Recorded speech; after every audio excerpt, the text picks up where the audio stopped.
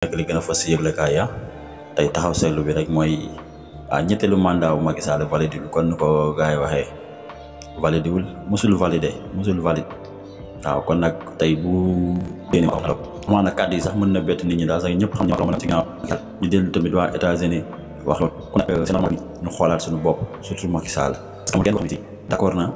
ci 3e mandat Macky Sall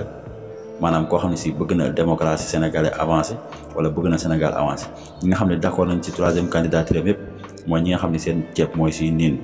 seen intérêt bopp mais ku taxaw di défendre kii